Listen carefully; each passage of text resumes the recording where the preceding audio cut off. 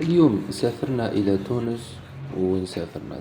قالوا لنا كان واحد السوق في الجنوب التونسي، وسافرنا له بالضبط إلى مدينة بندركان. ركبنا بوشبكة ومن بوشبكة القفصة ومن قفصة القابس ومن قابس لبندركان ديريكت. السوق هذا عبارة عن محلات فيها كل شيء يدخل من ليبيا: إلكتروميناج، كوسميتيك، قش، تحذية، دخان، أي حاجة تخطر في بالك كاينة في السوق هذا. والأسعار ما شاء الله موافقة للتوانسة وفي نفس الوقت للجزائريين، يعني الناس اللي حابة فيه تلفزيونات، فيه كل شيء.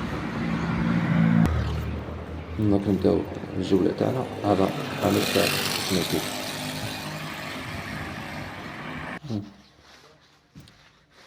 كوسميتيك أنواع وأشكال، كل شيء مفقود أو غالي في تونس أو في الجزائر تلقاه هنا متوفر وبأسعار جد جد مغرية. الناس اللي تروح تخدم ما تكثرش، تجيب شوي شوي شوي شوي شوي شوي خلاص باش ما يديرولكش التهريب. خدم غير قيس. ديريكسونا، دوف، انواع واشكال، اي حاجه تبغيها في الكوسميتيك ولا اي حاجه متوفره هنا. هذه المواد الغذائيه، الشواكل، اي حاجه جايه من برا. الشيكولا، ميلكا، انواع واشكال، المكسرات، النوتيلا. بالنسبه للنوتيلا هنا تاع كيلو دير ب150 ألف، فيريرا روشي دير 150 ألف تاع 16. وكل حاجه وسمكه.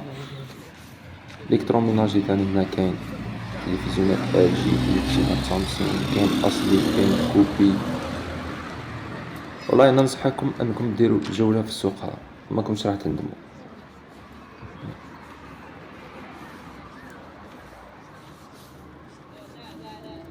على كل حال جودة التصوير تاعي راهي ضعيفة لاني جديد في التصوير، ما نعرفش مليح كيفاش يصوروا لي فلوق والواحد مي بشوي نطوروا.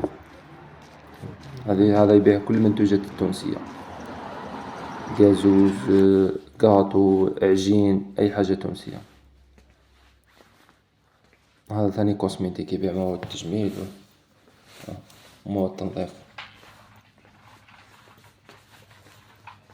حتى المنتوجات الجزائرية موجودة هنا ولكن مش بكثرة. حلاوة الترك، هذو الحلويات.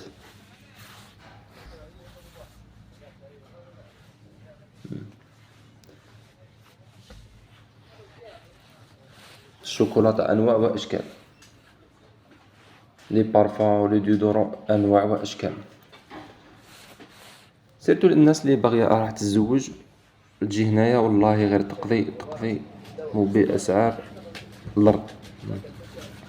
المهم في الأخير ماك خاسر والو كي تزيد ديرلي أبوني باش تخليني نزيد